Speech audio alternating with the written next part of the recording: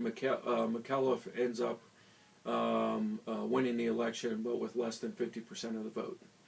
More than likely, he's going to be interacting with a state legislature that has the Republican Party controlling the House of Delegates and a state Senate that might be either split between the two parties, or one party might have a one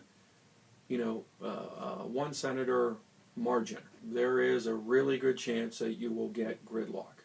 Okay, and what could that possibly mean in terms of governing? Well, I mean, you have a situation where the state has to make a decision on whether or not it's going to participate in Medicaid expansion via the Affordable Care Act. The states can, continue a struggle in regards to transportation funding. What's the state going to go ahead and do in regards to higher education in K through 12? Likewise with Cuccinelli.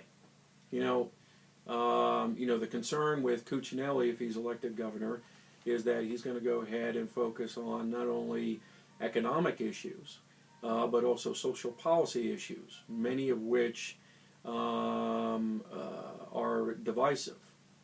Probably won't get Democratic Party support in the state legislature, and he may even lose the few moderate Republicans that still remain in either house of the state legislature. So again, the potential for gridlock is pretty high based on what we are seeing pre-election polling. The majority, the Republican majority in the House of Delegates is probably going to be so strong. If it was just the Senate, I could see McAuliffe being able, but when you are a governor or a president and the legislature is in part controlled by the other political party, you really must like the getting your hands dirty with the legislative process.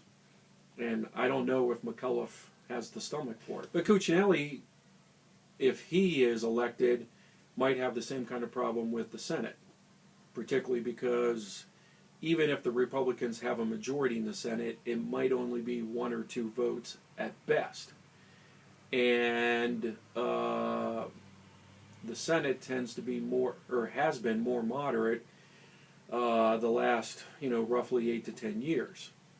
So he might have to go ahead and compromise just to go ahead and get Senate approval on some of his legislative initiatives.